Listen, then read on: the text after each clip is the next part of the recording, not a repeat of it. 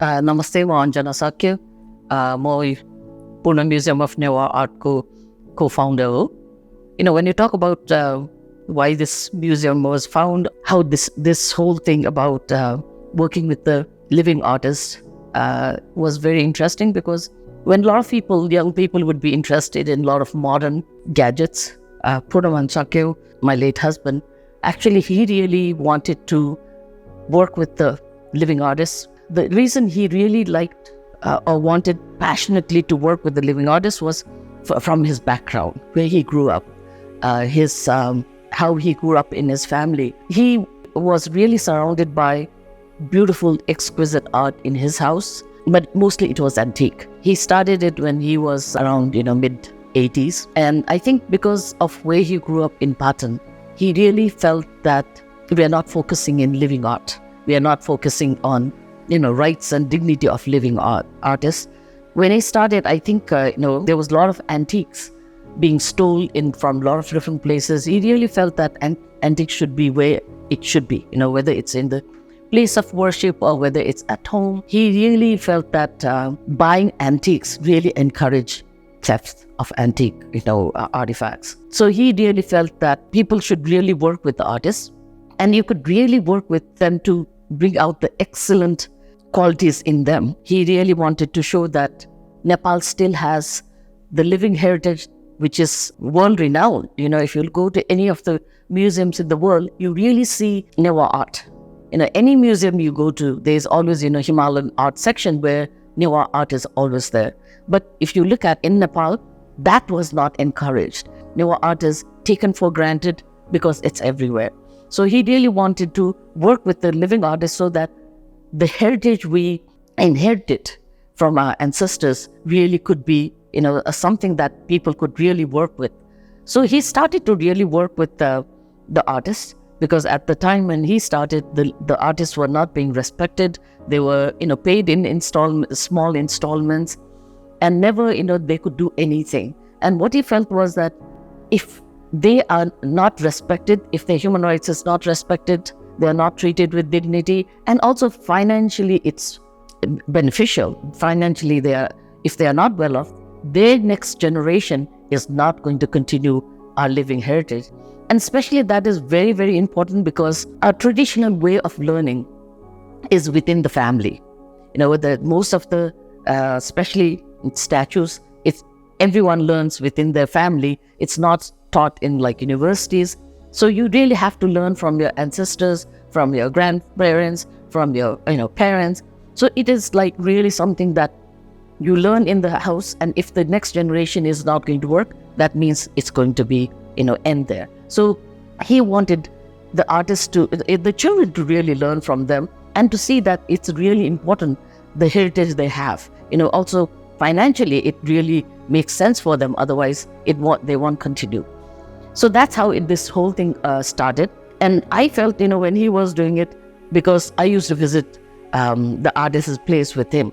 I think a lot of people don't realize why we have the best quality of artwork is because he used to go and, be with the artist for hours every day, and really work on what would be, apart from the iconography, how they could make it as exquisite as possible.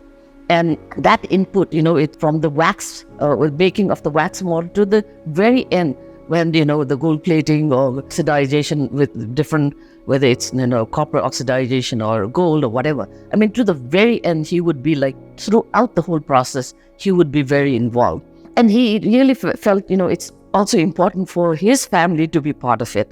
So my sons were part of this whole process, from very young age. I can't even remember when my kids started to be part of that process, because I think my oldest son was probably 4 years old when he started this whole process. So he used to also take the children with the artists. He wanted to also, his kids to inherit.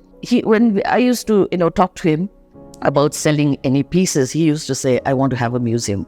I want the art pieces to be here so that younger generation, future generation can be inspired and be, learn from it, so that they also will learn to continue this heritage we have. Because we have such an excellent heritage, which a lot of people don't even realize we have it, because when we used to do our exhibition in Hyatt, a lot of people came and said, we thought that this lost wax process has been dead in Nepal. It doesn't continue in this country any longer. And they thought, that the quality we have doesn't exist any longer. They used to ask me, like, which museum did you loan to bring it here, to do the exhibition here? When I tell them that, no, this is done by living artists, they used to be so surprised. And a lot of people continually visited, the time we used to be there. So, he always wanted the best pieces to be here, and also whoever buys it has to be the best pieces. So he really wanted to create a space where people can come here and learn from it. I mean, throughout our exhibitions, whatever we did, he really wanted people to learn. We have a pride in our heritage, and this is how, this whole concept was built. Although, we couldn't make it in his lifetime, but after he passed away, we really felt the urgency to really build a museum so that everyone can come and really understand the skilled artists are still here, and the artwork still, what we had it from centuries, are still here. We first did our exhibition in 2011, and a lot of people thought that Newa art is a copy, and also that it's not, so it's not art, it's craft. That's what a lot of people felt. So we really wanted to show that excellent quality of artwork still thrives, and the gambit, the magnitude of different types of artwork that is, continued even in the present day, we were able to showcase. And I think this is what we have been able to showcase here too, that of various artists, of whether it's statues, whether it's painting. And one of the other things that really a lot of people talk about is like, why it's so expensive. Newa art is so expensive. That is also another thing we wanted to show, was that it takes long time. It takes about 8 to 9 families to make one statue, and it takes years. And it's like every piece is a masterpiece. And even if you're looking at the pawas, Newa pawas are so finely detailed, and thus it takes very long time. So just to be able to show various artists' work, I think it really shows the kind of all different styles of artwork it's available. So we have been collecting it for the last 40 years. We both felt very, very passionate about Newa art, because we felt it's so beautiful, it's so exquisite, that we really should. Our focus was nowhere other than Newa art, and this is what we have done for past 40 years.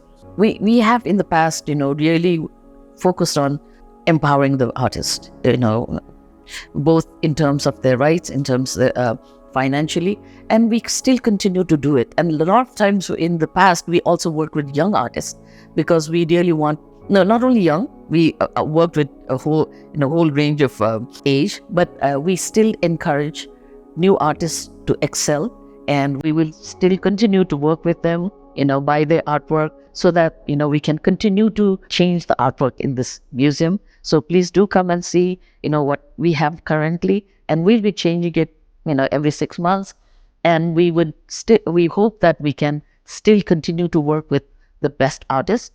And actually we have started to do annual competition, so that excellence continues. So, and we also build a relationship with younger generation, and we can continue to have the best art, so everyone can come and see the museum.